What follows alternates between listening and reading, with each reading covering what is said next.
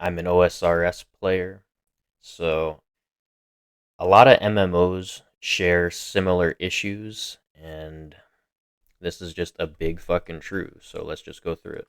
Out of the sales, right? It's sort of like when you get these games that have built-in RMT. So if I'm just farming for gold and resources within a game, most of the time, Any game that you can buy gold in, if you're farming gold, you're a cuck. Exactly right. And I'll kind of it's kind of why I only play Iron Man mode in OSRS because you can't buy bonds to like accelerate your progress. I'm under the assumption that this is just part of the You're game just a playing cuck. experience. Everything That's is it. good. I will farm gold for hours so long as the game is mechanically Yeah. satisfying and interesting and I'm enjoying the experience and I'm working towards some sort of a set goal. That's just part of playing the game. But yeah, the second a game has officially supported built-in I RM. wonder which game he's talking about. I mean, it could be any of them, right? I mean, who knows? Yeah. Okay, so almost every single like MMO has these problems. And it's just like I want the like Iron Man philosophy to kind of go to other games. So I think World of Warcraft is working on solo self found. I don't really play World of Warcraft. Um, I played it for like a little bit. I think you're limited to like two professions, which if they do roll out a solo self found, hopefully they make it to where you can unlock all of the professions. But that World of Warcraft is kind of outside my area of expertise.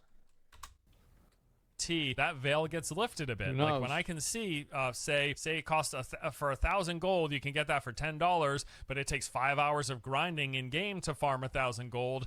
At that point, I just kind of feel like I'm working for $2 an hour. I don't. You are. That's exactly right. And Exactly. that is the most corrosive thing about having a dollar value for resources in game is that it creates a frame of reference that everybody judges their own activity off of. So like you are no longer farming for 20,000 gold an hour, you're farming for $2 an hour. Because now everything else is based off of that frame of reference. And an extreme example of that is WoW retail. Like everything is based off of the WoW token. Yeah, so like I said, I don't really play World of Warcraft. I play RuneScape, or specifically OSRS. And in the OSRS community, we have the OSRS bond, which is essentially the WoW token. It's like the fucking Federal Reserve. Like that's what everybody decides their money is on, right? Everybody decides things are worth, right? It's based off of the price of a WoW token. It's insane. Love it. And the similarity between these two things here is that it's just really demotivating. Yeah. The same as farm. Okay, so when you can take real life money and convert it to in-game gold, it's very demotivating because it's like the meta becomes just picking up an extra shift at your job, which is fucking depressing. So, Farming gold for $2 an hour in games that Exactly. have I would never do that. RMT, or Yeah. knowing that the game could, the longer Like you're if I wasn't a streamer or like I didn't have disposable income to spend on a game, like I'll be honest, I would not even do this. Like if I was a billionaire, I would not spend money on a game unless I was doing it for stream content because I would feel stupid. well, yeah, it's like it's pointless. Like you can just you can just spend money and get the best items in the game just like instantly. Why why even play the game at that point? It's the same reason why I don't go to Starbucks. I would feel stupid spending $7 for a thing of coffee.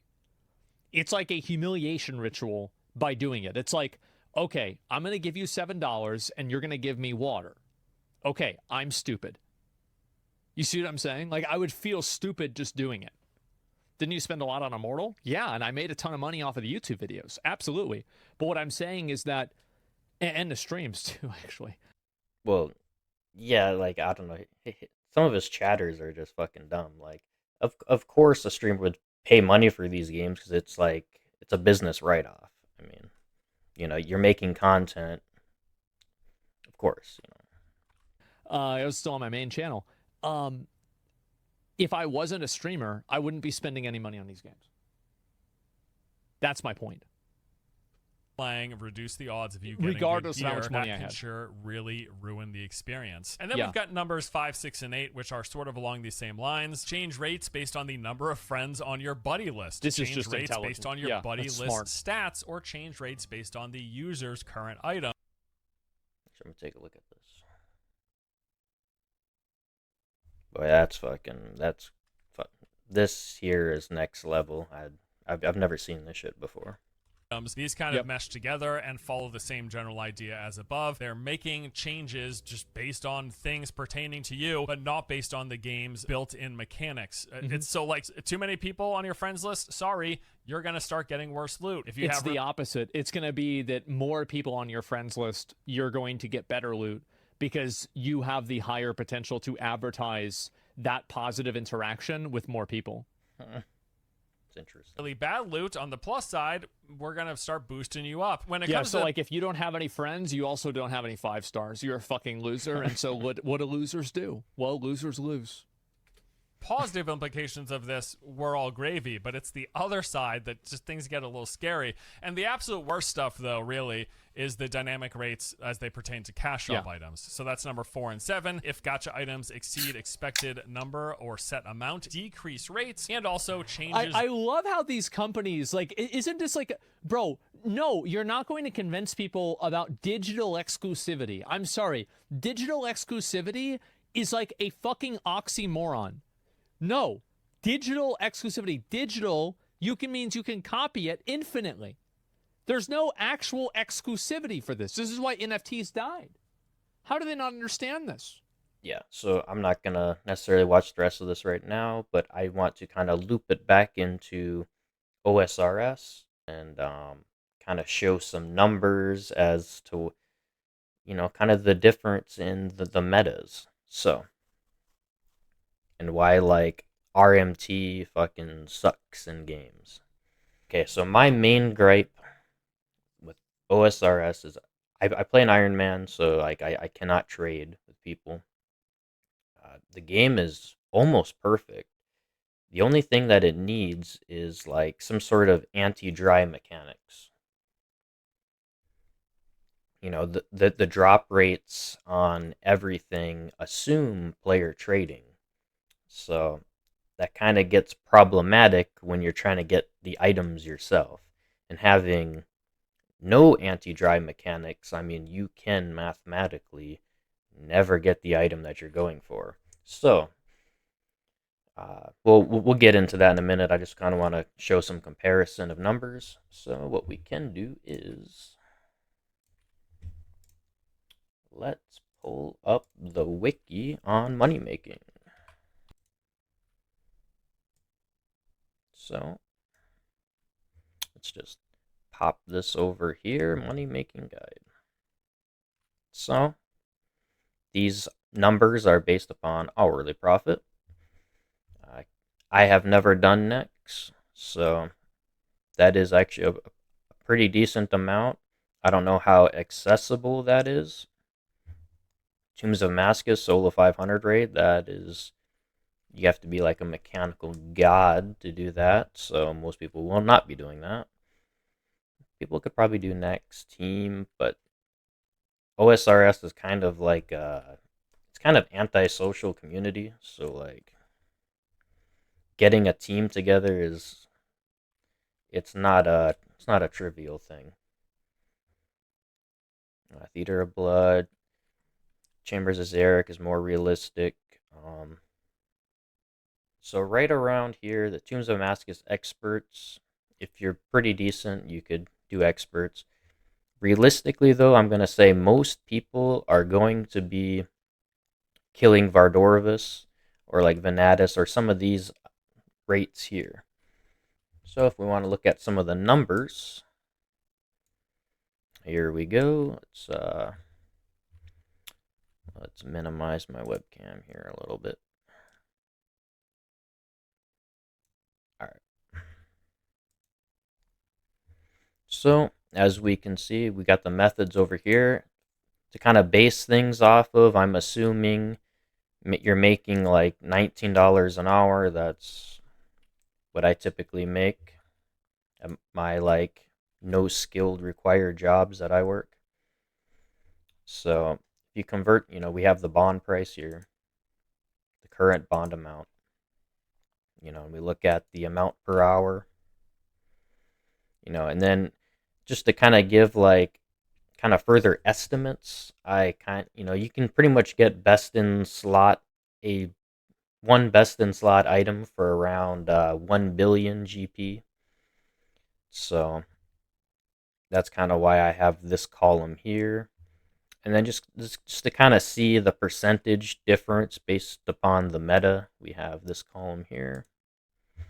So, and then realistically, I'm thinking most people are going to be killing Vardorvis or killing Venatus. So that's kind of why I highlighted these in green to kind of give like a realistic, amount. And then kind of shows the charts here. So basically, I'm thinking most people can probably kill Vardorvis, which that's like around 300% inefficiency. So it's literally it's 3 times faster to just work an hour at your job, or at least at my job, which is like 19. If you're making more money, then obviously like it becomes even more and more drastically inefficient to play the game. So that's kind of a recap of why I play an Iron Man, and really why Iron Man mode is the only game mode worth playing. If now, I would probably still play a regular account if the OSRS bond did not exist, because then you'd have to at least play the game. There are people that third party buy gold and stuff, but uh, that's a bannable offense, and I don't know how many. Certainly, I would not risk my account, so I don't really know how many people would risk their account. You know, Jagex does just need to be more strict on banning people from you know doing third party transactions, which I think they are working on. So yeah, I just kind of wanted to put this video out there and speak my mind about it.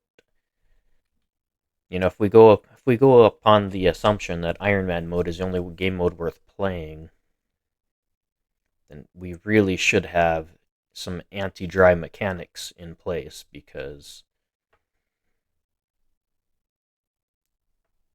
I mean you can just never get the item you're going for, and that's very demotivating.